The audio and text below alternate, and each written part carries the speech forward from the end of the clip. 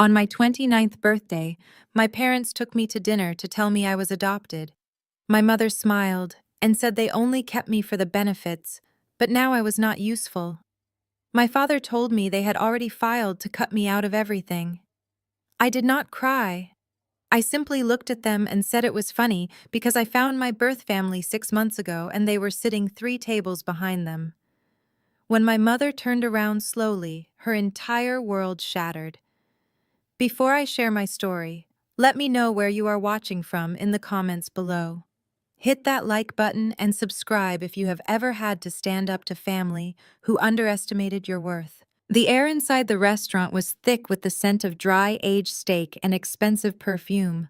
We were dining at the most exclusive steakhouse in Buckhead, Atlanta, a place where reservations had to be made months in advance and the waiters memorized your net worth before they even handed you a menu. I sat at a large private mahogany table in the center of the room, taking a slow sip of sparkling water. It was my 29th birthday. I genuinely thought we were here to celebrate. I had dressed up wearing a tailored emerald silk dress, hoping for a peaceful family evening. Instead, my adoptive mother Vivica reached into her designer tote bag and pulled out a thick manila folder. She slammed it onto the pristine white linen tablecloth and slid it aggressively across the table. It came to a halt right next to my plate of oysters. I opened the heavy cover. The bold black letters at the top of the first page read Renunciation of Inheritance and Separation of Estate. I looked up, my heart beating a slow, steady rhythm against my ribs. My adoptive father Harrison sat with his arms crossed, his custom-tailored suit straining against his shoulders. He refused to even make eye contact with me. My older sister Brianna was sitting next to him, busy inspecting her perfectly manicured acrylic nails, completely unbothered by the hostility radiating across the table. Her white husband Preston swirled the ice in his bourbon glass, a condescending smirk playing on his lips as he watched my reaction. "What exactly is this?" I asked, keeping my voice perfectly level. Vivica took a delicate sip of her dry martini. She set the crystal glass down with a sharp clink and leaned forward. The diamonds around her neck caught the dim restaurant lighting, glittering like ice. "It means you are signing away any claim to this family and to our assets," Vivica said, her voice dripping with casual cruelty, loud enough for the neighboring tables to hear. "Sign it, Jocelyn. We are done playing house." I stared at the woman who had demanded I call her mother for over 2 decades. She did not even flinch. 25 years ago, I worked at the state social services. Vivica continued, waving her manicured hand dismissively. "I pulled your specific file. I brought you into my home for one reason and one reason only. Your monthly orphan disability checks paid for Brianna's expensive pageant dresses and covered our elite country club membership fees. You are nothing but a convenient paycheck, a stepping stone for my real family to get ahead in this city." I felt the heavy mahogany chair beneath me, but I did not let my posture break. "You kept me around just to fund your lifestyle," I stated, summarizing her confession. "And now you are 29, Vivica said, rolling her eyes. "You are a boring accountant.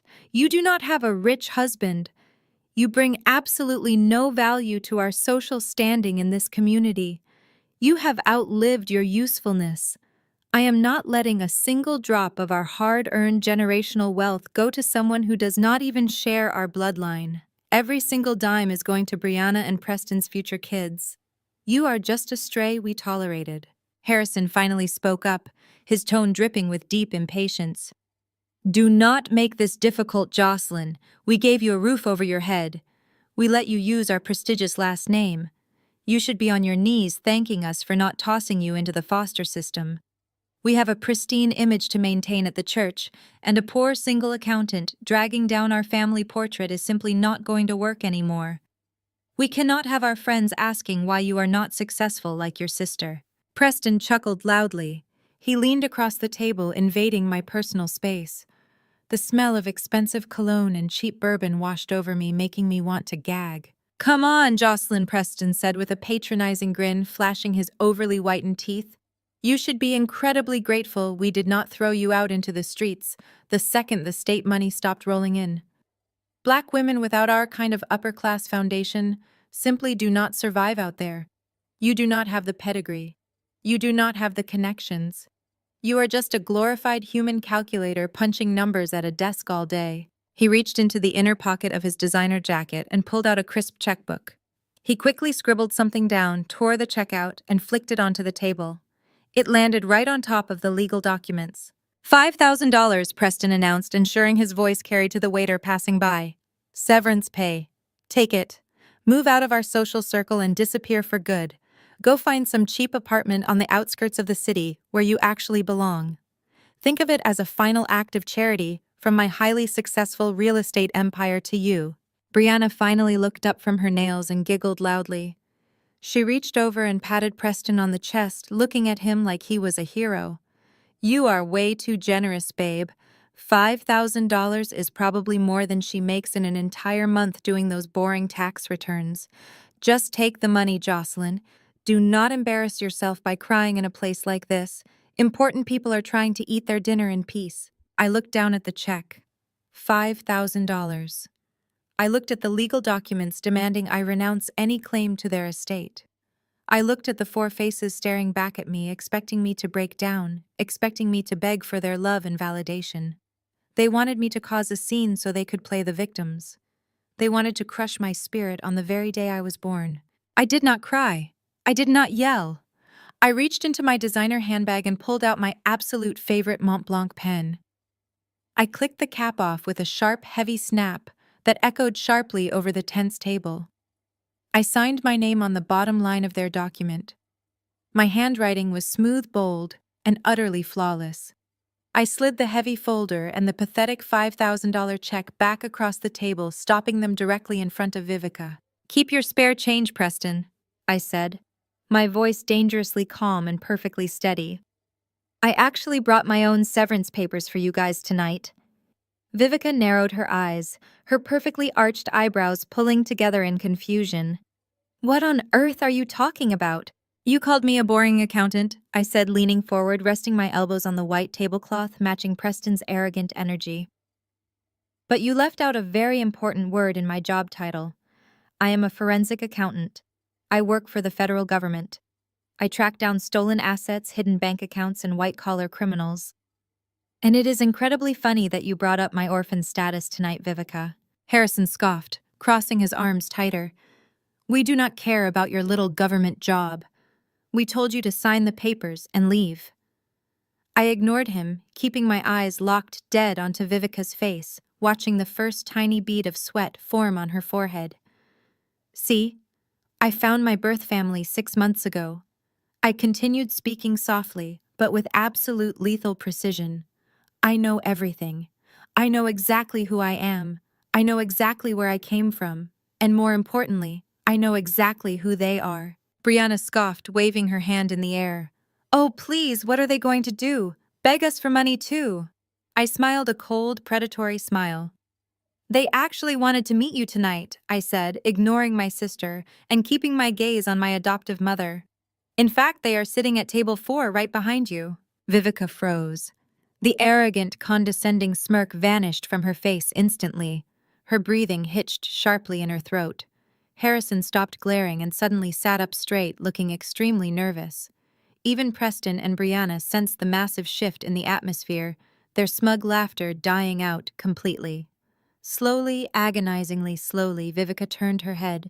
She looked over her shoulder past the passing waiters, past the gleaming crystal chandeliers toward table 4. Sitting there completely silent and imposing was a breathtakingly elegant black woman and a distinguished man in a custom-tailored suit. They were not looking at their menus. They were not eating their dinner. They were staring a hole straight through Vivica's soul. Vivica's hand began to tremble violently, shaking her entire arm. The crystal martini glass slipped from her fingers and crashed onto the hardwood floor, shattering into 100 jagged pieces. The sound echoed like a gunshot through the dining room.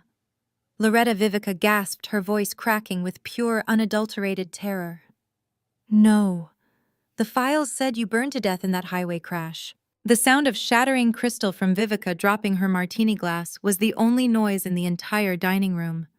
Everyone at our table was frozen, completely paralyzed and staring past my shoulder at the couple rising from table 4. I did not need to turn around to know what was coming. I had planned this exact moment for 6 months. I heard the steady, confident click of heels approaching our table. Loretta and Isaiah, the parents who had been robbed of me 25 years ago, did not run over with tears streaming down their faces. There was no weeping reunion. There was no cinematic embrace. There was only cold, calculated wrath. Loretta walked straight up to the edge of our mahogany table. She wore a tailored crimson suit that screamed generational wealth, and her posture was as unyielding as a steel beam. Vivica was still staring at her mouth hanging open, completely paralyzed by the ghost of a woman she thought she had successfully erased from the world. Loretta did not say a word. She simply reached back and delivered a resounding, open-handed slap directly across Vivica's perfectly contoured face. The crack echoed off the vaulted ceilings of the steakhouse. It was a hit packed with 25 years of stolen birthdays, hijacked holidays, and profound grief. Vivica shrieked, stumbling backward in her heavy leather chair and clutching her burning cheek. Her elaborate updo fell out of place as she gasped for air, completely humiliated in front of the entire restaurant. Harrison jumped to his feet, his chair scraping loudly against the polished hardwood floor. "Are you out of your mind?" he roared, his face turning purple with rage. "Who do you think you are, putting your hands on my wife in public?" Loretta did not even flinch. She stood tall, adjusting the cuffs of her suit jacket, her eyes blazing with a fire that made Harrison actually take a physical step back. "I am the woman whose life you two vultures tried to bury," Loretta said, her voice projecting with terrifying clarity. 25 years ago, Vivica here was the bright-eyed, ambitious state social worker assigned to our family case after a catastrophic highway collision left my husband Isaiah and me in a coma. We were fighting for our lives in an intensive care unit for 3 solid months. And what did your lovely wife do while we were on life support? She forged our death certificates.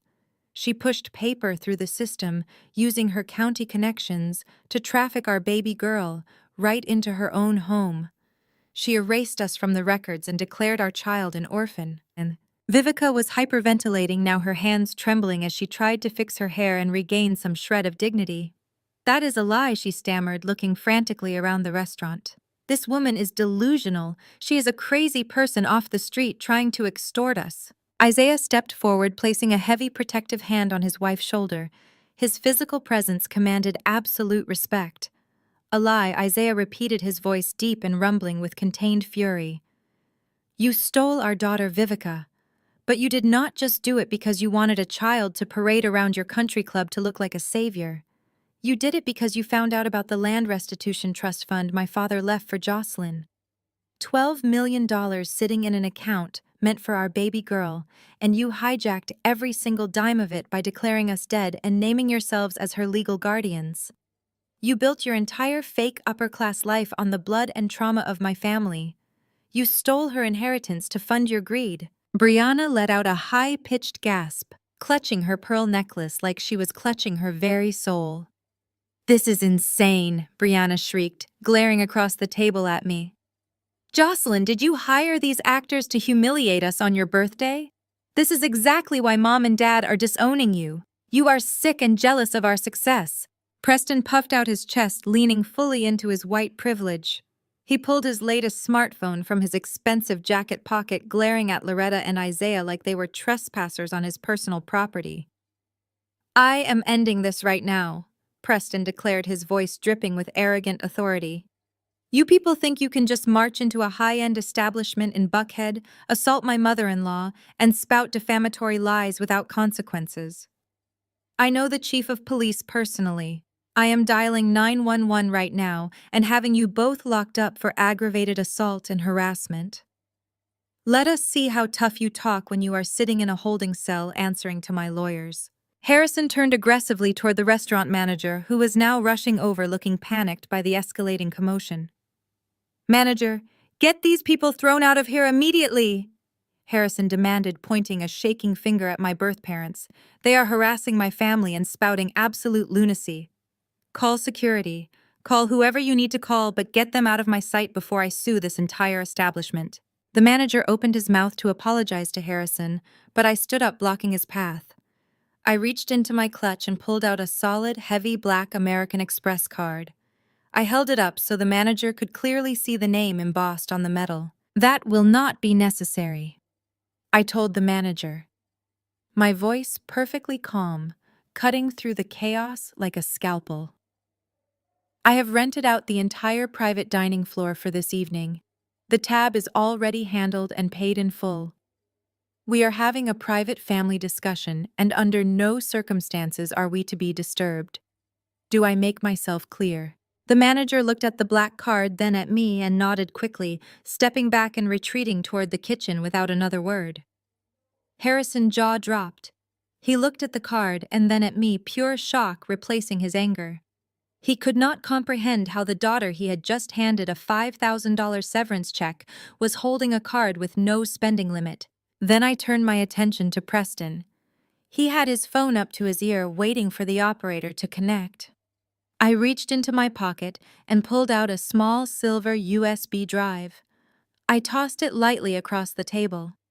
It landed with a soft plop directly into Preston's glass of ice water, sinking straight to the bottom. Preston stared at the glass, his face contorting in pure confusion.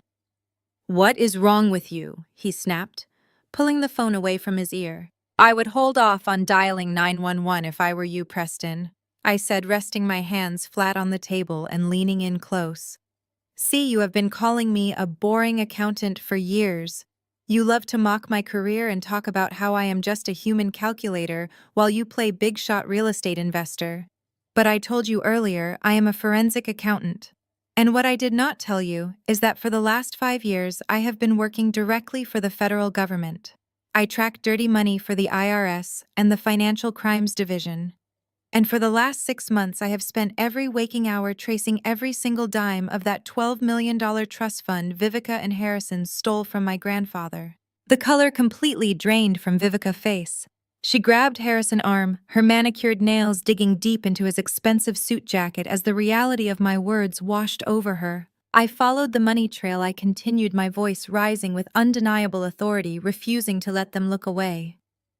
I watched how Vivica funneled millions through shell companies disguised as church donations to clean the cash.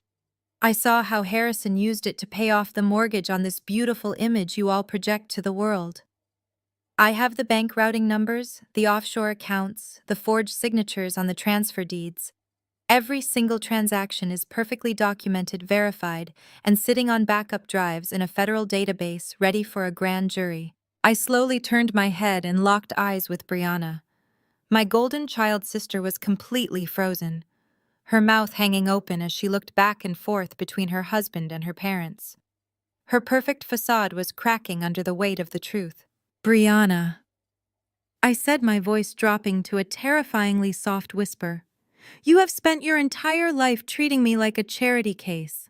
You paraded around in designer clothes and looked down your nose at me because you thought you were inherently better.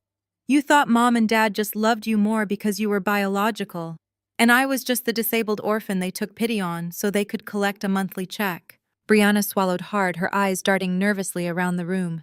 "Shut up, Jocelyn," she whispered, her voice shaking with fear. "Where do you think Mom and Dad got the $2 million in cash to buy your perfect newlywed mansion in Buckhead?" I asked, tilting my head slightly.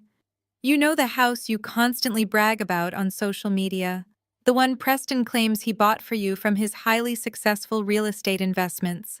Did you really think he had that kind of money from flipping a few commercial properties?" I leaned even closer to the table, watching the absolute panic set into Brianna's eyes as the illusion of her perfect life shattered. "You have not been living a life of privilege, Brianna. You have been living off my biological family blood money for 25 years. Every luxury you have ever enjoyed, every vacation, every piece of jewelry was stolen directly from my inheritance. And tonight, the bill has finally come due." The silence that followed my words was heavy and suffocating. Brianna sat completely frozen for a fraction of a second before her entire reality fractured. She lost her mind.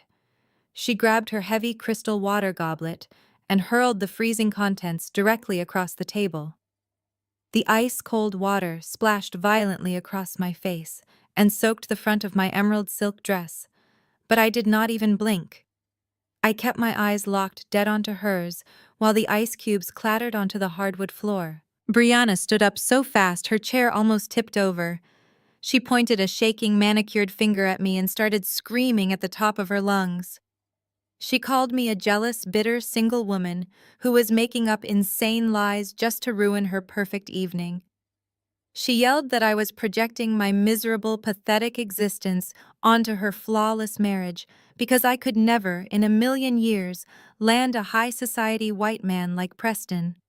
Her voice cracked with sheer hysterical rage as she told everyone in the restaurant that I was nothing but a lower-class desk clerk who spent my entire life obsessing over everything she had. She paced frantically behind her chair, spewing pure venom, while Vivica and Harrison watched in stunned silence. Brianna told me how much she had always hated my boring, mediocre accounting job. She laughed a cruel, manic laugh and bragged that Preston was a real estate genius who built a massive empire from absolute scratch. She said while I was busy pushing pencils and begging our parents for crumbs of attention, her brilliant husband was closing multi-million-dollar commercial deals and elevating their family name to the highest tier of Atlanta society. She went on a vicious rant about how Preston came from good stock and how his brilliant mind was something my small world could never comprehend. Preston seemed to regain a tiny fraction of his arrogant confidence as his wife defended him. He straightened his designer silk tie and ran a hand through his perfectly styled blonde hair. He told Brianna to sit down and stop wasting her breath on me. He looked at Isaiah and Loretta with absolute disgust and told them they were completely delusional if they thought they could touch a single penny of his assets. He boasted about his bulletproof investment portfolio and told me I was going to rot in a federal jail cell for corporate espionage and defamation. He puffed out his chest and stated that a federal judge played golf with him every single Sunday, and that my little fake investigation would be thrown out before Monday morning. I let them finish their pathetic performance. I calmly picked up a linen napkin and wiped the cold water from my cheek. I reached deep into my designer handbag and pulled out a thick stack of freshly printed audit sheets. The paper was heavy and covered in highlighted banking routes, transaction logs, and federal seal stamps. I dropped the stack onto the center of the table, right on top of the renunciation papers they had tried to force me to sign earlier. The heavy thud of the documents hitting the wood silenced the entire table. I looked Preston dead in the eye and let out a sharp, unforgiving laugh. I told him his prestigious real estate empire was nothing but a pathetic house of cards. I methodically dismantled his entire existence out loud for everyone in the room to hear. I explained the exact structure of his massive Ponzi scheme line by line. I detailed how he had been creating dummy shell corporations in Delaware to funnel new investor capital directly into his own pockets to pay off older, angry investors. I read off the names of the fake commercial properties he claimed to be developing in Florida. I even read out the names of the offshore holding accounts in the Cayman Islands that he had stupidly registered under his own middle name. Preston's face began to change. The smug, arrogant smirk melted away, leaving behind a mask of pure, unadulterated terror. He tried to swallow, but his throat was visibly dry. I turned my attention back to my golden child sister. I told Brianna that the beautiful, sprawling Buckhead mansion she loved showing off on social media was not paid in full like she bragged to her country club friends. I explained that Preston had secretly taken out a $5 million second mortgage on that exact property just last month. He had forged her signature on the closing documents and used the hijacked funds from my stolen inheritance to secure the fraudulent loan entirely behind her back. And the absolute best part, I said, leaning forward, resting my elbows on the table, is what your genius husband did with that $5 million in cash. I revealed that Preston had flown to Macau under the guise of an international real estate conference.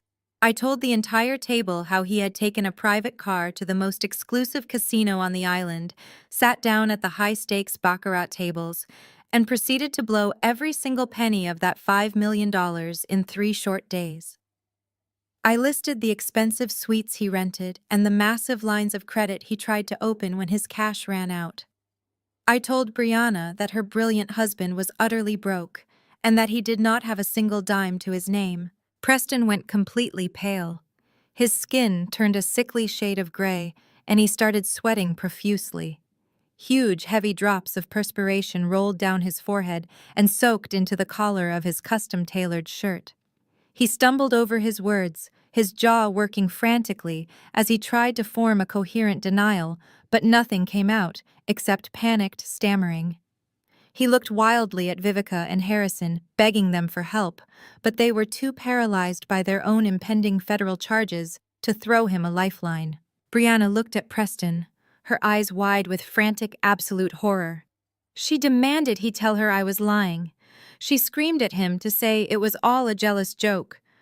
When he could not even look her in the eye, she frantically grabbed her phone from the table. Her manicured fingers were shaking so violently, she dropped the device twice before managing to unlock it. She opened her private banking app, her breathing ragged and shallow in the quiet restaurant. The loading circles spun for a few agonizing seconds. Suddenly, Brianna let out a blood-curdling shriek that sounded like an animal in deep physical pain. She dropped the phone onto the table like it had burned her hand. The screen was glowing bright with a glaring red banner across the top displaying the words, "Account frozen by federal order." She quickly opened her wealth management app and saw the exact same red banner. She tapped wildly at the screen, dialing her personal bank concierge and putting it on speakerphone. An automated robotic voice echoed over the dining table, stating that all assets associated with her social security number had been seized pending federal investigation. She realized in that crushing, horrible second that her entire reality was gone. The elite country club memberships, the designer clothes, the luxury cars, and the perfect society image were all wiped out completely. Brianna lunged at Preston like a wild animal. She started hitting his chest with her fists, scratching at his expensive suit and screaming that he had ruined her entire life. She called him a fraud, a liar, and a pathetic loser. Preston shoved her away forcefully, nearly knocking her to the restaurant floor. Survival instinct completely took over his panicked mind. He shoved his heavy wooden dining chair backwards so hard it crashed to the ground, splintering against the hardwood. Preston turned and made a desperate, frantic sprint toward the main entrance of the restaurant. He pushed past a heavy wooden serving cart, knocking crystal wine glasses to the floor in a loud, shattering crash as he tried to escape the room. His expensive leather shoes slipped on the spilled wine, but he caught his balance against a pillar and kept running. He reached the massive brass handles of the front doors, panting heavily, leaving sweat prints on the polished metal, thinking he had actually made it out. Just as he grabbed the brass handles to pull the doors open, two massive men dressed in uniform waiter aprons stepped out from the dark shadows of the coat check area. They did not look or act like waiters anymore. They planted their heavy boots on the floor and blocked his path completely. Preston tried to shove his way past them, screaming for them to move, but one of the men effortlessly grabbed him by the collar of his suit jacket and slammed him incredibly hard against the oak-paneled wall. The impact knocked the wind completely out of Preston's lungs, leaving him gasping and sliding down the wall. I stood up slowly from the dining table, smoothing out the wrinkles in my wet silk dress. I walked at a steady, measured pace toward the front of the room, my heels clicking rhythmically on the floorboards. I stopped a few feet away from where Preston was securely pinned against the wall, breathing heavily and whining in pain. I looked back at my adoptive family, who were watching the scene unfold in absolute stunned silence. "Oh, I forgot to introduce the rest of my guests," I said, a cold, hard smirk playing on my lips. I gestured casually toward the couples eating at the surrounding tables. The elegant diners who had been quietly cutting their steaks and sipping expensive wine all evening suddenly stood up in perfect unison. They reached under their tailored suit jackets and pulled out heavy gold badges, clipping them securely to their belts. They moved with absolute military precision, securing the perimeter of the dining room and blocking all other exits. "They are undercover agents from the Federal Bureau of Investigation Financial Crimes Division," I announced, my voice carrying a terrifying finality that echoed through the room. I turned back to my white-privileged brother-in-law, who was now sobbing quietly against the beautiful oak wall, his expensive suit crumpled and ruined. The lead agent pulled out a pair of heavy steel handcuffs and wrenched Preston's arms behind his back. The sharp click of the metal locking into place was the most satisfying sound I had ever heard. Preston, you are under federal arrest for wire fraud, money laundering, and running an illegal Ponzi scheme, the agent declared loudly, reading him his rights as he hauled him toward the exit. Vivica let out a guttural, agonizing scream as the federal agents dragged Preston through the heavy wooden doors of the steakhouse. She grabbed the edge of the table so hard her knuckles turned stark white against the dark mahogany wood. Harrison leaped out of his chair, his face draining of all the arrogant color it had held just minutes ago. He lunged toward the federal agents, demanding they unhand his son-in-law, but another undercover officer stepped directly into his path. The officer flashed a gold badge that made Harrison freeze completely in his tracks. The reality of the situation was finally piercing through his thick shell of upper-class entitlement. He turned his panicked eyes back to me. He raised his hands in a placating gesture, trying to activate the authoritative father persona he had used to control me my entire life. "Jocelyn, you need to call these people off right now," Harrison demanded, his voice shaking, but still attempting to sound commanding. "This is a massive misunderstanding, and you are taking this joke way too far. We are still your parents, Jocelyn. You cannot do this to your own family after everything we have done for you. Think about the sacrifices we made to put food on your table and a roof over your head. We took you in when you had absolutely nothing and nobody. We gave you our prestigious last name and elevated you into high society. You owe us your loyalty, and you need to tell these agents to release Preston immediately before this ruins our reputation at the country club." I stepped back to this table and stared at the man who had demanded my gratitude for 25 years. "You want to talk about sacrifices?" Harrison, I asked, keeping my voice cold and steady. "Let us talk about the night I turned 18.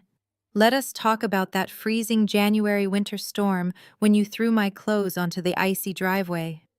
I had worked double shifts at the diner for 6 straight months to save up enough money to buy a cheap refurbished laptop for my college classes. I needed that computer to secure my accounting degree so I could finally build a life for myself. But you and Vivica found my cash stash hidden in my bottom drawer. You demanded I hand over my hard-earned waitressing tips so Brianna could buy a limited edition designer purse for her winter formal." Brianna sniffled loudly, still staring at her frozen bank accounts on her phone. She looked pathetic sitting there in her expensive dress with no money to her name. "When I refused to give you my money, you grabbed me by the arm and shoved me out the front door." I continued my words, hitting him like physical blows. "You kicked me out into the freezing sleet with nothing but a thin denim jacket. You told me I was a selfish, ungrateful brat, and that I should freeze in the street because I did not know my proper place in your house. You told me I existed solely to serve my sister. You said orphans do not get to have dreams. I did not survive that freezing night because of your sacrifices, Harrison. I survived because I walked 4 miles in the snow to a 24-hour truck stop and promised myself I would eventually tear down the fake empire you built on my back. I promised myself I would become the exact thing that would destroy you." Harrison swallowed hard, his Adam's apple bobbing nervously in his throat. He looked around the room, seeing the federal agents standing at the doors and the disgusted faces of my birth parents, Isaiah and Loretta, watching him. He was completely surrounded, and he knew it. But then his eyes darted to the center of the table. He saw the thick manila folder sitting next to the shattered crystal glass, and a desperate spark of triumph lit up his face. He lunged forward and slammed his heavy hand flat on top of the renunciation papers I had signed before the appetizers even arrived. "You cannot touch us," Harrison sneered, regaining a fraction of his smug, arrogant confidence. He tapped his finger aggressively on the folder. "You just signed these papers, Jocelyn. You officially and legally renounced any claim to this family and to our estate. You signed your name in ink, waiving your right to sue us for any past, present, or future assets. It is in writing, and it is fully executed by our legal counsel. You cut yourself out of this family so you have absolutely no legal standing to come after our money or accuse us of stealing your trust fund. You played yourself, Jocelyn. I looked at his hand pressing down on the folder, and a slow predator smile spread across my face. I let out a soft, chilling laugh that made Harrison pull his hand back instinctively as if the folder was suddenly on fire. "You really think I signed those papers because you intimidated me?" I asked, tilting my head and looking at him with absolute pity. "You think a forensic accountant for the Federal Bureau of Investigation just blindly signs away her rights at a steakhouse dinner? I wanted you to bring those papers tonight. I orchestrated this entire evening just so I could get you to put them on this table. Those disownment papers were never your weapon, Harrison. They were the final piece of the puzzle I needed to put you and Vivica away in federal prison for the rest of your natural lives." Vivica gasped, stepping backward and bumping hard into the wood-paneled wall. Her hands flew to her mouth as she looked from me to the folder and back again. "Let me explain how federal financial crimes work," I said, stepping closer to the table so they could hear every single word clearly over the ambient noise of the restaurant. "By forcing me to sign a document separating my legal identity from your estate, you had to explicitly list your financial holdings to define exactly what I was walking away from. You had your lawyer draft a legally binding document that claimed those $12 million in hijacked trust funds belonged entirely to you and Vivica. For 25 years, you kept that money hidden in shadow accounts, offshore trusts, and fake charitable foundations where my department could not legally tie it directly to your individual names." I paused, letting the silence stretch for a moment to ensure they grasped the magnitude of their mistake. "But by making me sign away my rights to that specific trust fund, you formally claimed ownership of it," I continued, my voice echoing in the silent dining room. "You legally authenticated your possession of stolen money on a formal, notarized document. You tied the stolen funds directly to your social security numbers to prove to the court that I could not touch them.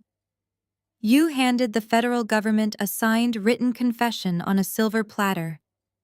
That document proves you knew the money existed and that you actively conspired to keep it from its rightful owner. It is the absolute smoking gun for federal money laundering, wire fraud, and criminal conspiracy. You tied the noose around your own neck and handed me the rope."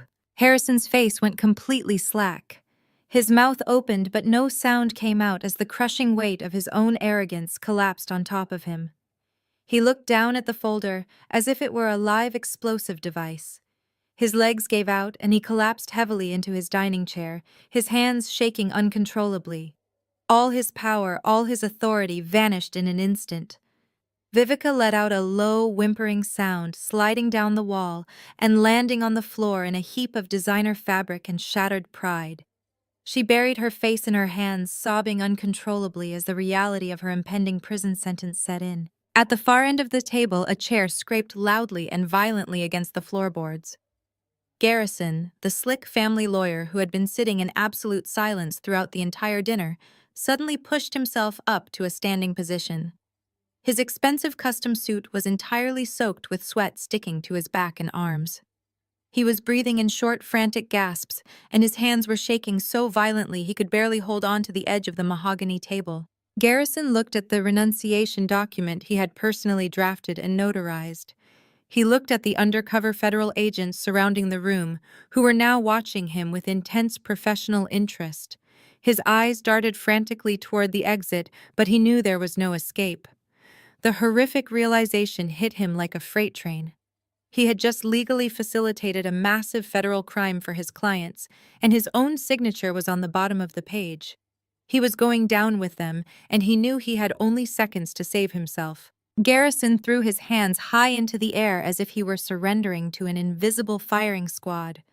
His expensive leather briefcase slipped from his trembling fingers and hit the restaurant floor, spilling confidential legal documents everywhere.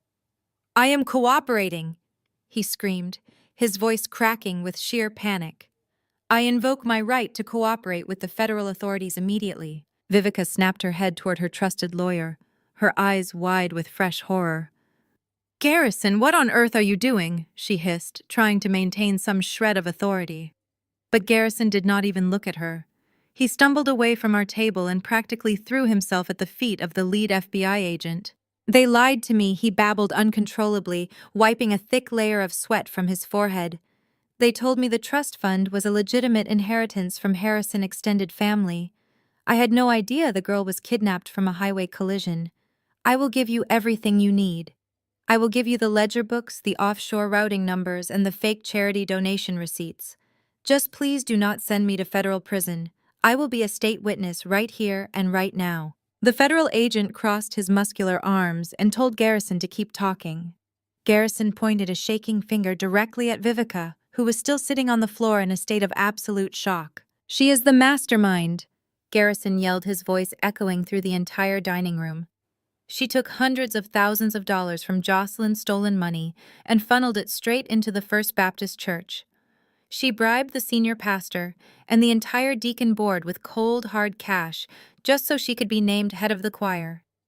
She wanted that prestigious title so she could stand on stage every Sunday and look down her nose at all the other black families in the congregation who were actually working hard for a living. She paid for the massive new stained glass windows and the imported grand piano with a kidnapped baby blood money just so everyone in the community would treat her like absolute royalty. Vivica let out a screech that sounded like a wounded animal. "You spineless coward!" she shrieked, lunging toward Garrison, but an undercover agent easily blocked her path. She spun around and locked her furious, manic eyes onto her husband. "Harrison, do something," she demanded. "Fix this right now. Tell them he is lying."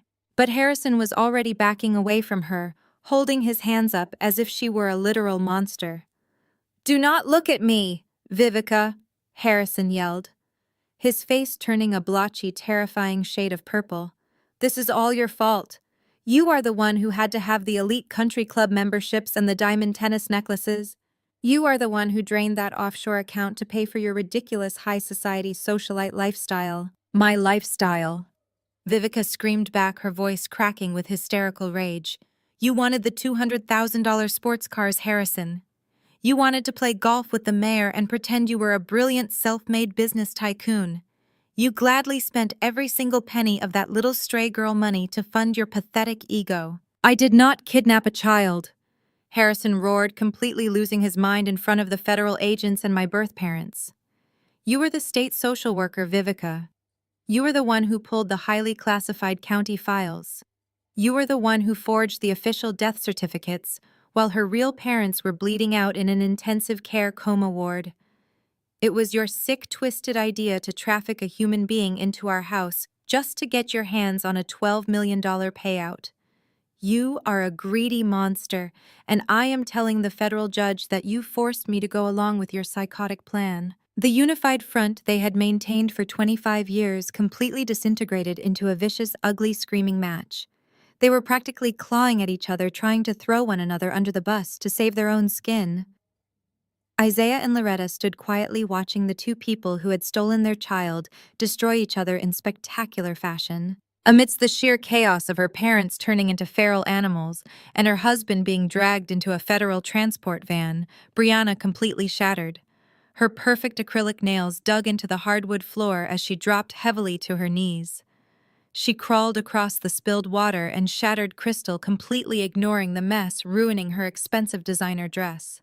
She reached my feet and threw her arms around my legs, grabbing fistfuls of my emerald silk dress. "Jocelyn, please," she sobbed, her face buried in my skirt, her tears leaving wet stains on the fabric. "You have to help me. You cannot do this to me. I am your big sister. We grew up together. We shared a bathroom. You know me, Jocelyn. Preston is going to federal prison and all my bank accounts are completely frozen. I have absolutely nothing left to my name. You are a billionaire now, Jocelyn. You have to give me some of that money. Please do not let me live on the streets like a common beggar. I cannot survive out there in the real world. I have an unborn baby to think about. You cannot let your future niece or nephew grow up in extreme poverty." I looked down at the pathetic woman groveling and weeping at my feet. I did not move away. I just stared at her perfectly flat stomach and let a slow, icy smile spread across my face. An unborn baby. I asked, my voice dropping to a lethal whisper that cut straight through the noise of Vivica and Harrison screaming at each other. I reached into my designer handbag and pulled out a single sheet of paper, dropping it right onto Brianna's lap. You really should not use a fake pregnancy to extort money from a federal forensic accountant, Brianna. I said, my words dripping with absolute venom. I audited your personal medical records and your private banking statements last week. I saw the massive wire transfers you sent to that fake ultrasound clinic in Midtown to buy doctored sonogram photos. You are not pregnant. You have been faking this entire pregnancy for 4 months to keep Preston from leaving you for his 22-year-old mistress. And the absolute saddest part is that you forgot one tiny crucial medical detail when you crafted this pathetic lie. Preston had a secret surgical vasectomy 3 years ago, and I have the medical billing codes to prove it. Brianna stared up at me, her face completely drained of color. Her hands slowly released their desperate grip on my emerald silk dress. The vasectomy revelation hit her like a physical blow, leaving her gasping for air on the hardwood floor. She tried to formulate a lie to spin a new story, but the words died in her dry throat. The entire restaurant was dead silent except for the heavy breathing of my adoptive family. I looked down at the woman who had tormented me since childhood and felt absolutely nothing but cold satisfaction. I told her to get up off the floor because she was embarrassing herself in front of federal law enforcement. I reached deep into my designer handbag for the final time. I pulled out a second stack of thick printed audit sheets. These pages were highlighted in bright neon yellow, marking every single illicit wire transfer she thought she had successfully hidden in the dark corners of the internet. I dropped the heavy stack of financial documents directly into her lap. I told her that her fake pregnancy was just a minor manipulation compared to her real crimes. I turned to face the room, ensuring that every undercover agent and every broken member of my adoptive family could hear my next words. I revealed that my golden child sister was not just a compulsive liar, but a mastermind thief. Using my forensic accounting data, I had spent the last 3 weeks tracking a series of highly suspicious digital transfers. I explained how Brianna had known for months that Preston real estate empire was actually a failing Ponzi scheme. She had seen the past due notices and the angry emails from early investors demanding their returns. But instead of warning her husband or trying to salvage their assets, she decided to bleed his sinking ship completely dry. I methodically detailed how Brianna had been secretly siphoning millions of dollars from Preston fraudulent business accounts directly into her own private offshore accounts. She had paid a shady registered agent to set up a complex web of dummy shell corporations registered in the Cayman Islands using her maiden name and a fake passport. Every time Preston managed to scam a new naive investor out of their life savings, Brianna would intercept the funds. She would illegally wire 20% of that fresh capital overseas before Preston could even use it to pay off his older, desperate investors. She was quietly draining his liquidity while pretending to be the supportive, loving trophy wife. Preston heard every single word. He was still violently pinned against the heavy oak-paneled wall by the lead federal agent, his arms wrenched tightly behind his back in cold steel handcuffs. His head snapped up, his eyes wide with absolute disbelief and pure unadulterated rage. He struggled frantically against the agent holding him, demanding to know if I was telling the truth. I turned to look at him and calmly recited the exact offshore routing numbers and the specific dates of the wire transfers. I told Preston that his flawless, beautiful wife had stolen over $3 million right out from under his nose over the last 8 months. I explained that she was secretly liquidating their joint assets, buying cryptocurrency, and preparing to flee the country to a non-extradition territory. She was going to leave him holding the bag to take the fall when the federal investigators finally closed in on his operations. Preston completely lost his mind. Hearing this reality shattered whatever remained of his arrogant, wealthy composure. He screamed vicious, terrible curses at his wife across the dining room, his voice echoing off the vaulted ceilings. He called her a gold-digging parasite and a backstabbing thief. He thrashed wildly against the federal agents, kicking his expensive leather shoes against the floorboards as he realized the woman he married had played him for an absolute fool. He had thought he was the smartest man in Atlanta, but his own wife had outsmarted his criminal enterprise. But I was not done with Brianna yet. I turned my attention back to Harrison, who was slumped in his chair, clutching his chest and looking like a defeated, broken old man. I told him how his favorite daughter had also been systematically draining his secret slush fund. I explained that the fake pregnancy was the ultimate extortion tool, designed to tap into the stolen money Harrison had hoarded from my grandfather's estate.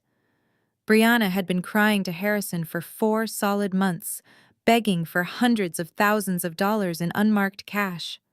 She claimed she needed the money for elite preschool deposits, luxury nursery renovations, and exclusive private maternity care that traditional insurance would not cover. Harrison had happily handed over the cash, thinking he was securing his family legacy and taking care of his precious pregnant golden child. Instead, Brianna had wired every single penny of her father money into those exact same offshore accounts in the Cayman Islands to fund her escape plan.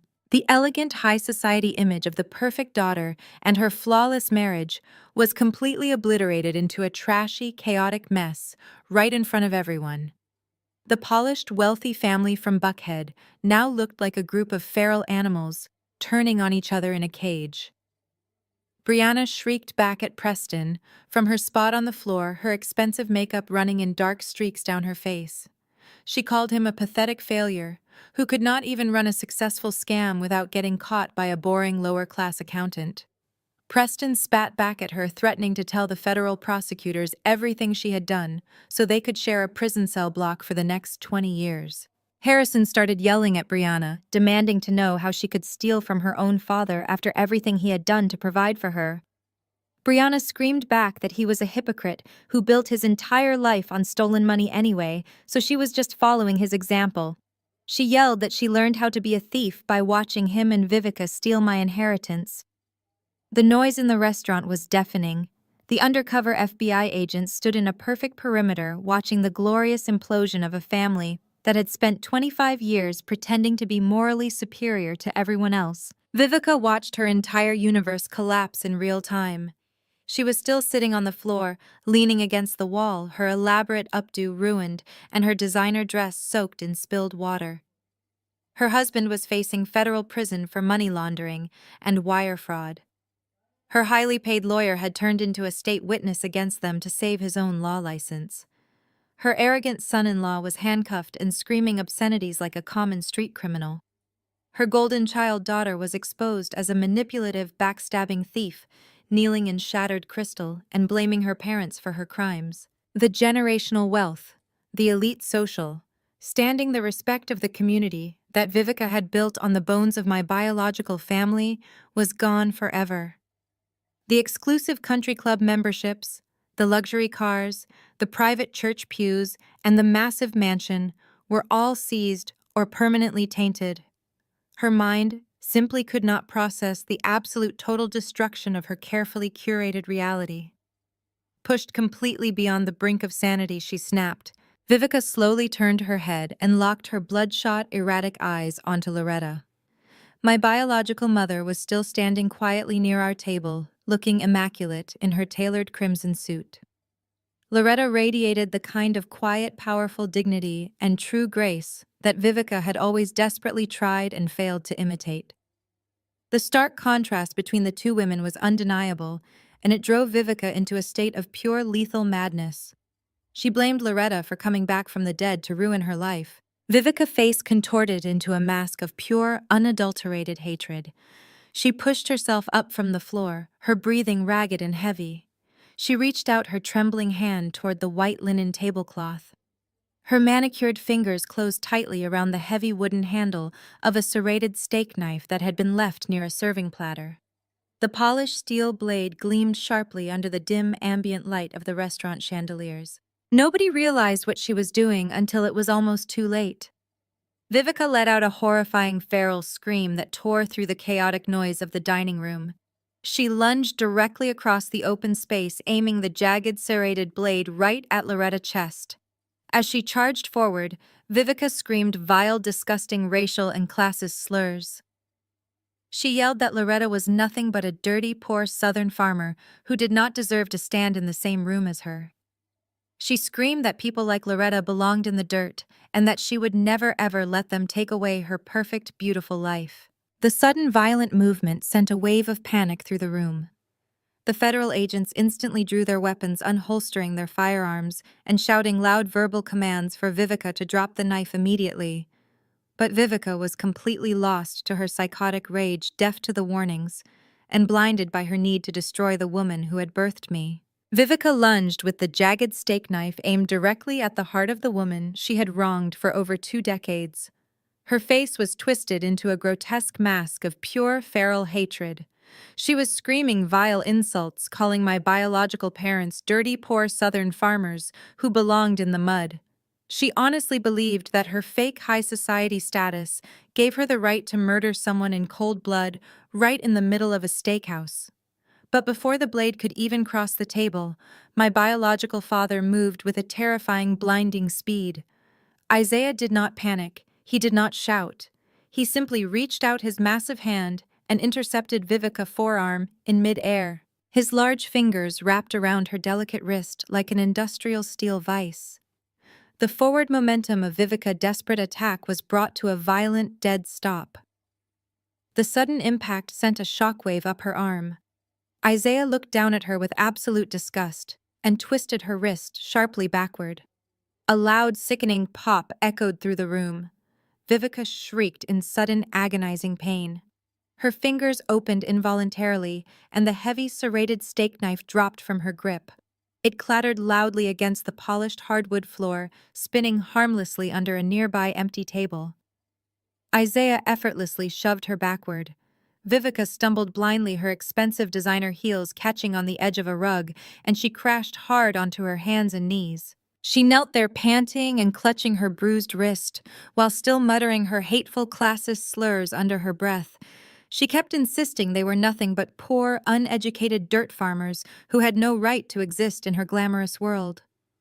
Loretta stepped forward, smoothing out the pristine lapels of her crimson suit jacket. She looked down at Vivica kneeling in the spilled water and shattered glass, and let out a rich, booming laugh. It was a laugh that carried generations of power and unyielding strength. Loretta shook her head slowly, her elegant braids shifting over her shoulders. She told Vivica she was trapped in a pathetic little suburban delusion.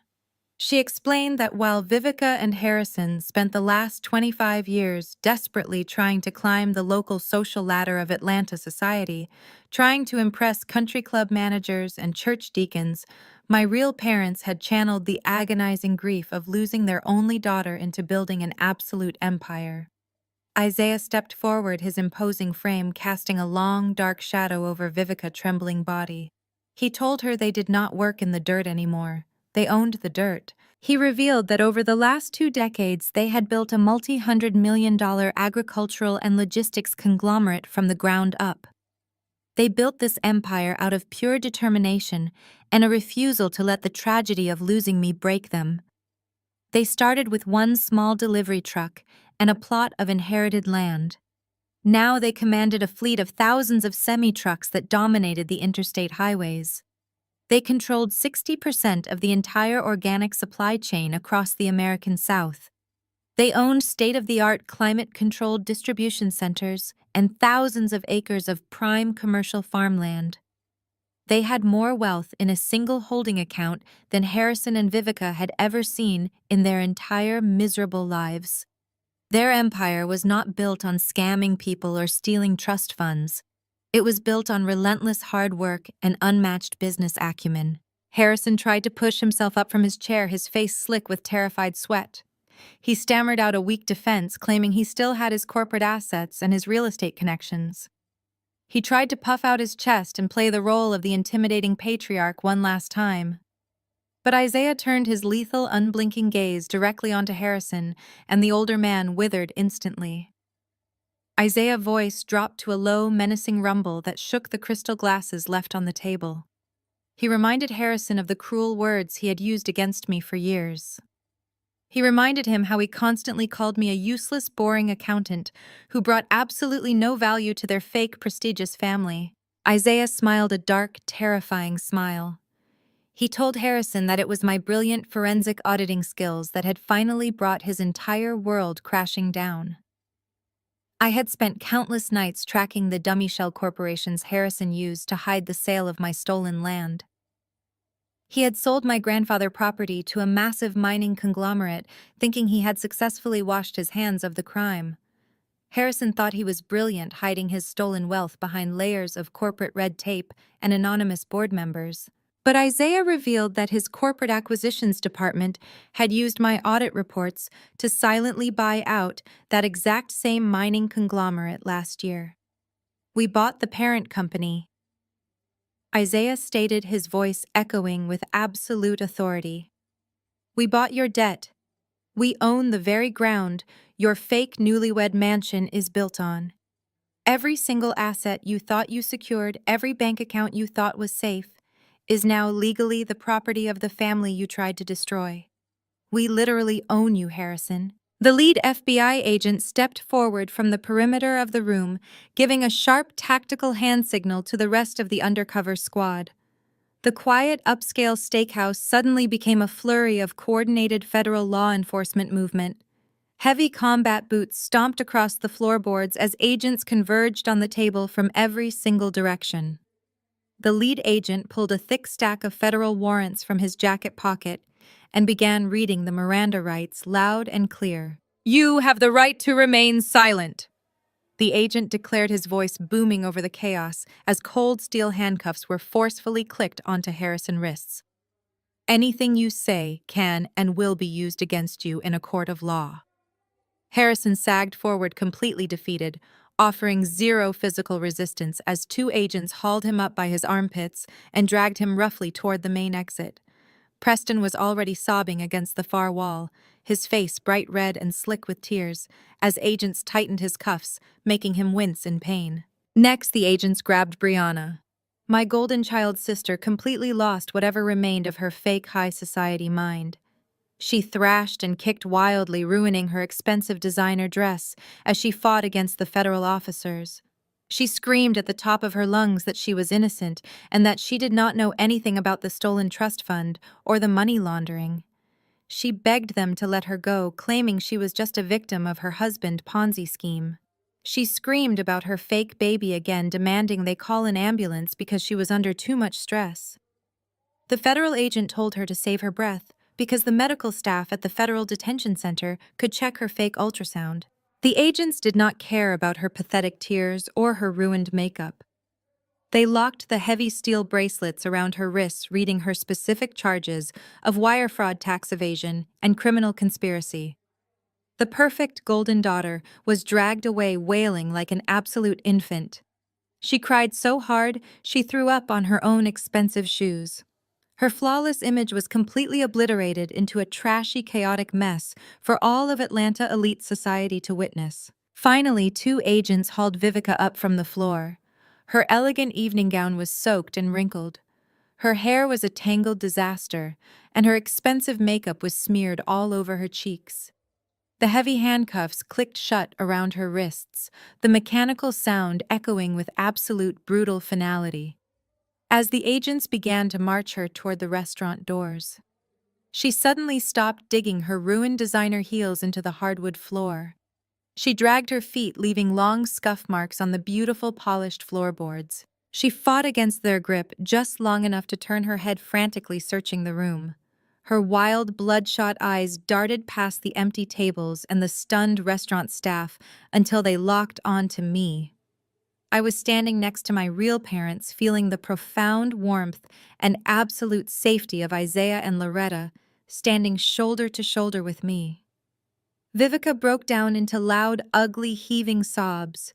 Her entire body shook violently as she looked at the magnificent empire she had just lost and the cold, dark federal prison sentence waiting for her.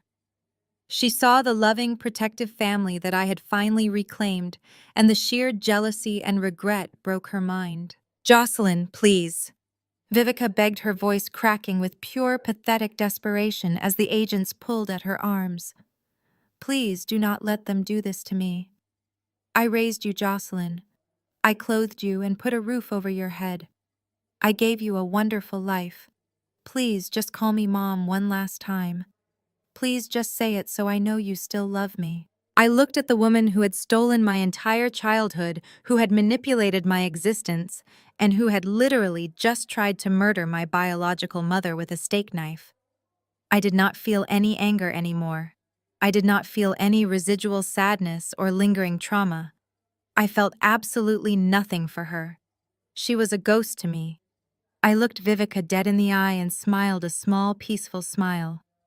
I crossed my arms over my chest and leaned slightly against my real father, letting his strong presence anchor me. "You are not my mother, Vivica," I said, my voice calm and crystal clear, carrying effortlessly across the silent room. "You are just a federal inmate number now. Take her away." The agents yanked Vivica forward and she wailed in absolute agony as they dragged her out the brass doors and into the flashing red and blue lights of the waiting police cruisers.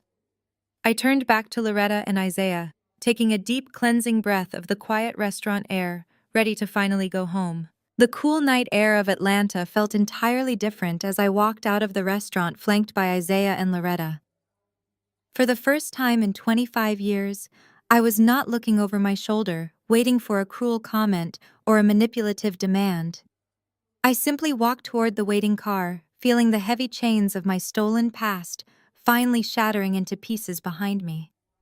Leaving the wreckage of Vivica and Harrison in that dining room was the most liberating moment of my entire existence. The next 6 months moved with a rapid, brutal efficiency that only the federal justice system could deliver.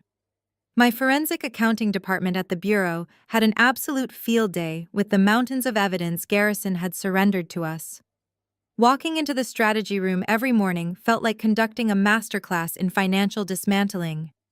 My lead investigator, Mark, would toss thick, heavy binders onto the conference table, shaking his head in sheer disbelief at the arrogance of the people who raised me.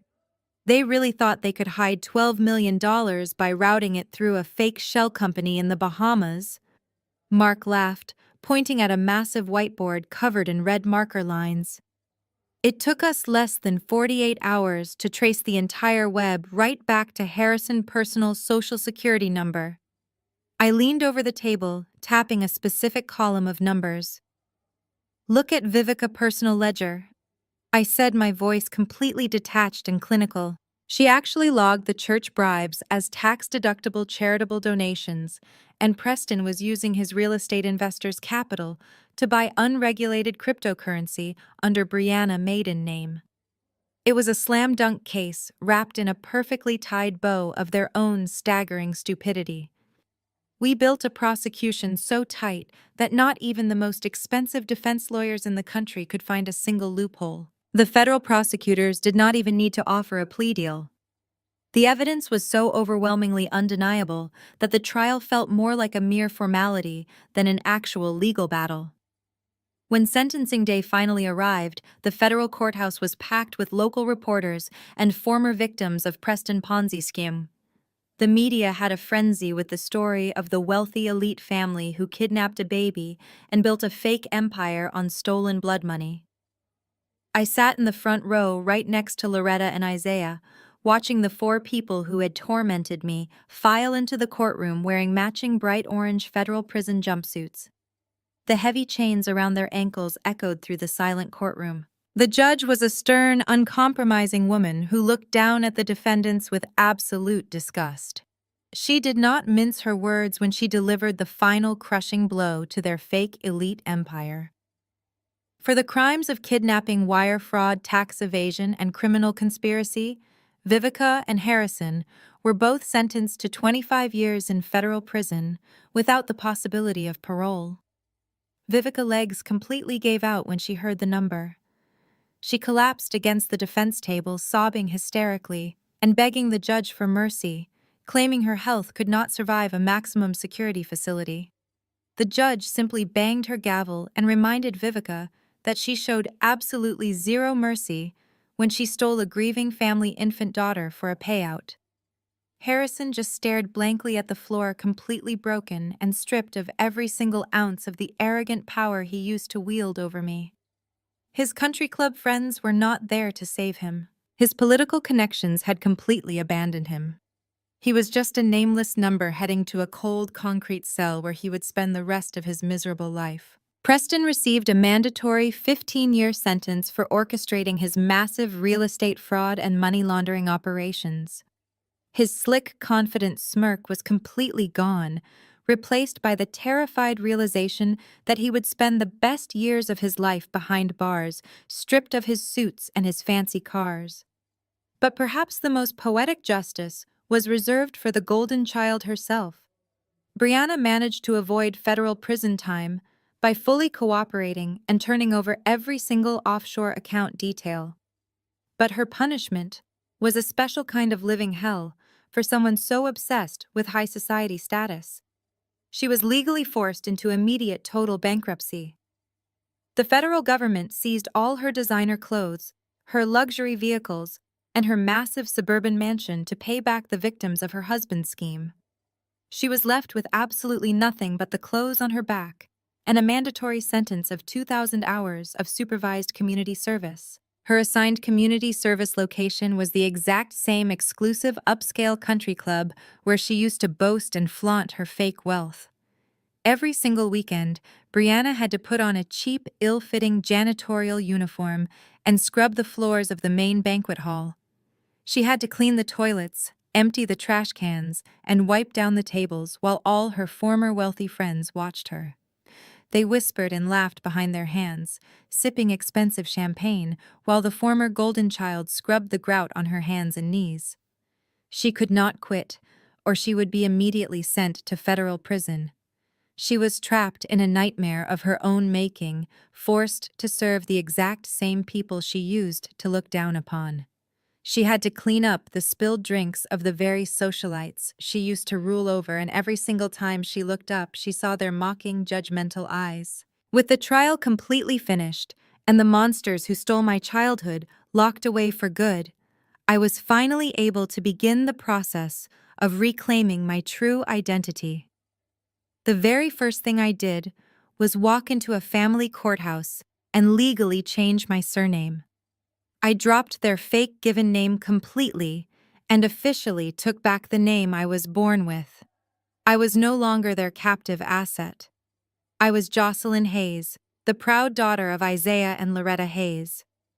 Holding that official legal document with my true family name felt like breathing pure oxygen for the first time in my entire life. My birth parents never once pressured me to change my life, but the choice was incredibly easy. I submitted my formal resignation to the Federal Bureau of Investigation, packing up my desk with a profound sense of closure. My real parents had spent the last 2 decades building a multi-hundred-million-dollar agricultural and logistics empire in Georgia, and they needed someone they could trust with absolute certainty to help them run it. I merged my specialized forensic accounting firm directly into their massive corporate structure. I officially became the chief financial officer and the head of corporate acquisitions for the Hayes family empire. It was the ultimate power move. The brilliant analytical mind that Harrison and Vivica had constantly mocked and called useless was now managing a supply chain that controlled 60% of the organic produce in the American South. I spent my days negotiating massive corporate buyouts, tearing apart competitor financial statements, and expanding our family legacy with brutal efficiency.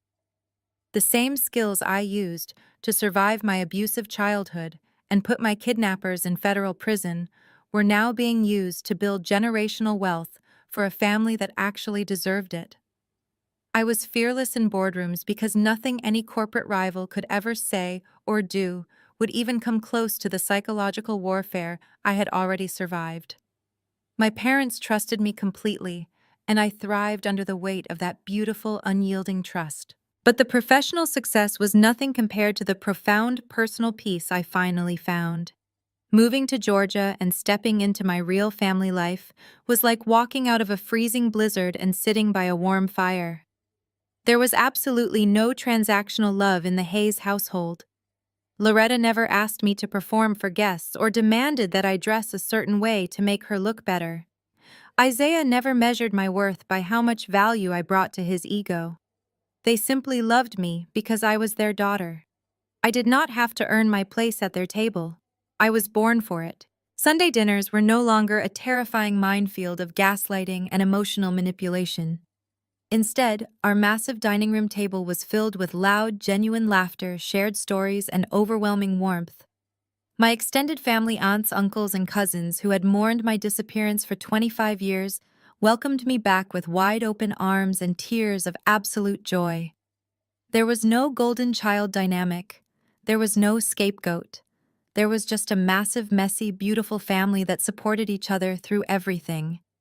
We would sit on the wide wrap-around porch of our Georgia estate, watching the sun set over the endless green fields of our family land, and I would feel a sense of belonging that I could never fully put into words. Sometimes I would catch Loretta just watching me from across the room with tears in her eyes, unable to believe that I was actually sitting there in her kitchen.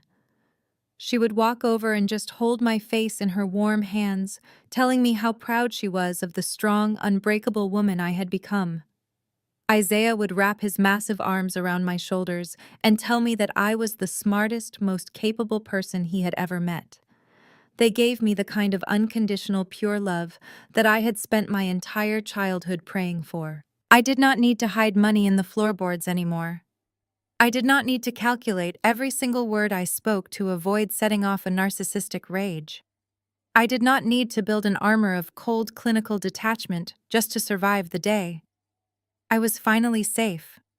I had torn down the fake empire built by the monsters who stole me, and I had helped build a real empire with the family who never stopped looking for me. The little girl who was kicked out into the freezing sleet with nothing but a thin denim jacket was gone forever.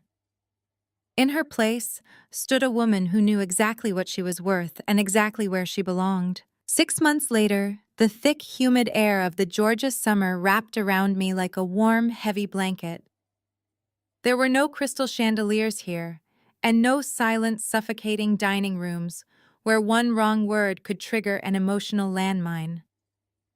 Instead, the sprawling green acres of my parents' estate were alive with the kind of loud, chaotic joy that I had only ever dreamed about.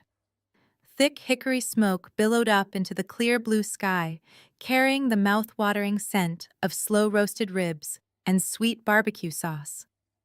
Classic 90s rhythm and blues, bass lines thumped from massive speakers set up near the wraparound porch, vibrating right through the soles of my sneakers. I stood at the massive custom-built steel grill, holding a pair of long silver tongs, shoulder to shoulder with my father Isaiah. He was wearing a faded, stained apron over a simple white t-shirt, laughing so hard his massive shoulders shook. He bumped his elbow against mine, handing me a basting brush and pointing to a row of sizzling chicken. My real father did not care about wearing $1,000 suits on a weekend. He did not care about impressing a country club manager or a corrupt bank executive. He only cared that the chicken was perfectly tender and that his daughter was finally standing right next to him where she belonged. I slathered the thick, tangy sauce over the chicken, letting the heat of the grill warm my face. In the past, I would have been terrified of getting a single drop of sauce on my clothes. Vivica used to hold mandatory uniform checks before her high society luncheons, treating me like an unpaid servant who was there strictly to pass out appetizers and remain completely invisible. If I had a wrinkle in my dress or a smudge on my shoe, she would pinch the back of my arm where no one could see and hiss vicious insults into my ear about how I was ruining her perfect image. But today, I was wearing cut-off denim shorts and a tank top that already had a smudge of barbecue sauce on the hem, and absolutely no one cared. Across the freshly cut lawn, a fierce and completely ruthless game of spades was taking place on a folding plastic table. My Aunt Shirley was slamming her cards down so hard the ice rattled in the plastic cups of sweet tea. She was talking spectacular trash to my Uncle Marcus, accusing him of entirely forgetting how to count and threatening to ban him from her potato salad for the rest of his natural life. Loretta, my beautiful mother, sat in a lawn chair nearby. Her elegant braids pulled up into a messy bun, laughing until tears streamed down her cheeks at her siblings' ridiculous bickering. There was no pretense here. There was no gaslighting. No one was performing for an invisible audience of judgmental socialites. My Aunt Shirley did not care if my shirt was wrinkled. My Uncle Marcus did not care what my job title was. They adored me simply because I was breathing. They loved me because I was Jocelyn, the piece of their hearts that had been missing for a quarter of a century.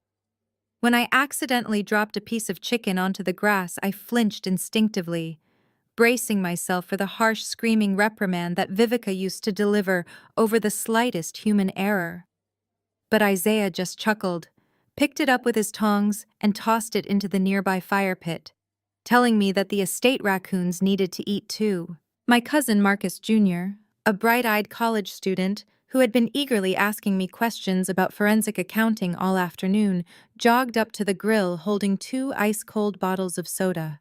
He handed me one and bumped his shoulder against mine.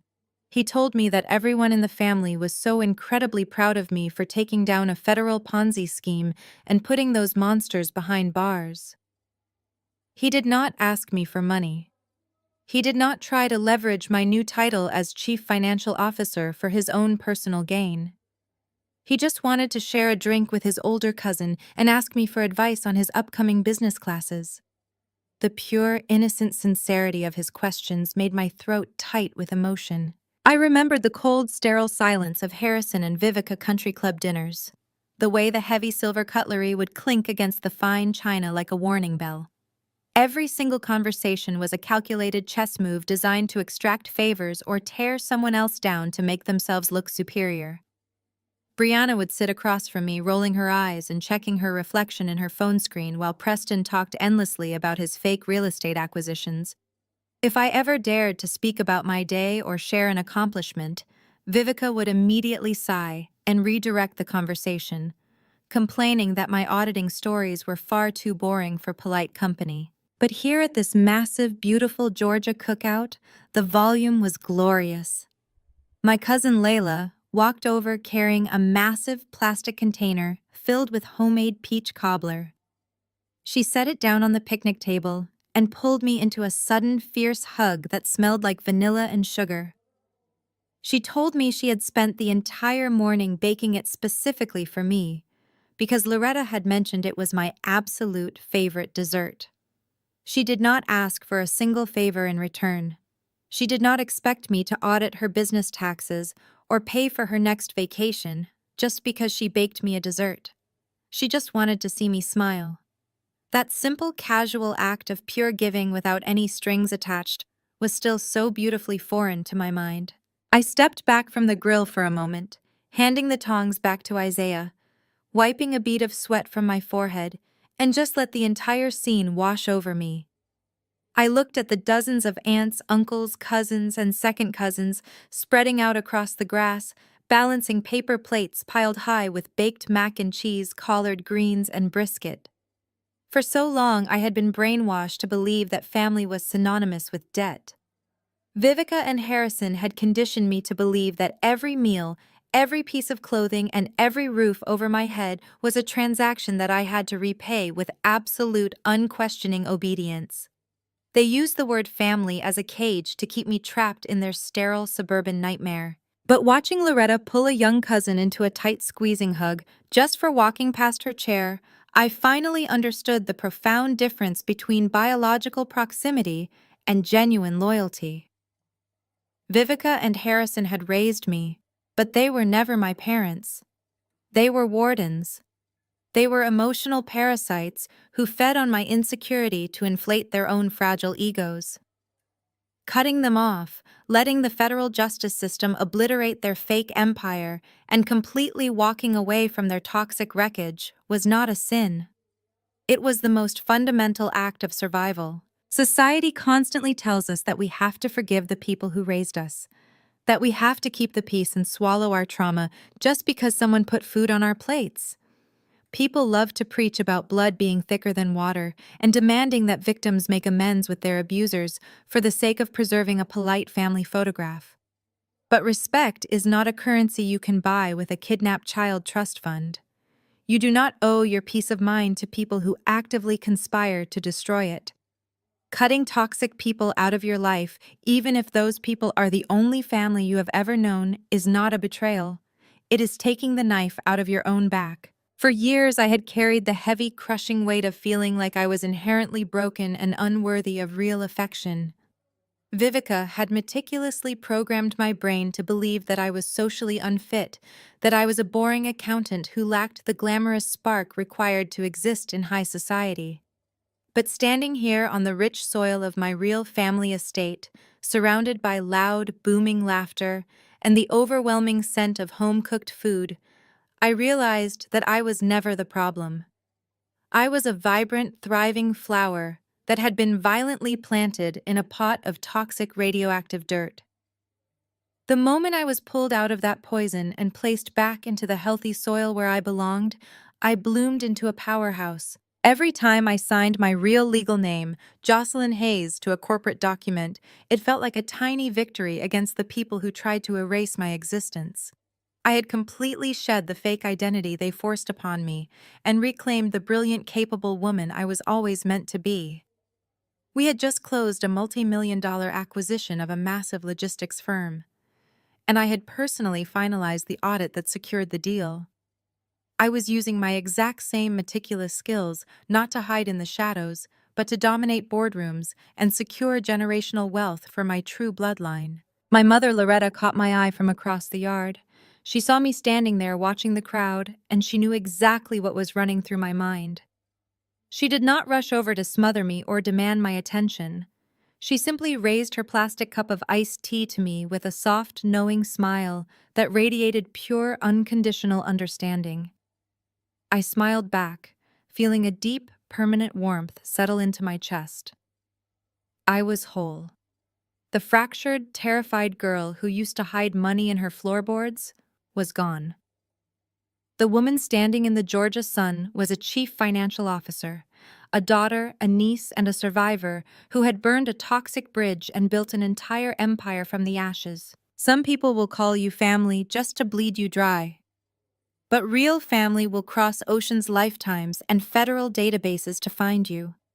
Never be afraid to strike the match that burns a toxic bridge. And remember, your worth is never defined by the people who are too blind to see it. The ultimate lesson here is that shared blood does not automatically equal family, and loyalty should never require you to sacrifice your own mental health to keep toxic people comfortable. We are conditioned to accept emotional abuse simply because it comes from the people who raised us. But true family provides a safe haven, not a constant battlefield. You have every right to walk away from environments that demand you to shrink yourself to fit their selfish narratives. Protecting your peace is not a betrayal. It is an absolute necessity for your personal survival. If you have ever had to cut off toxic relatives to save yourself, drop your story in the comments below.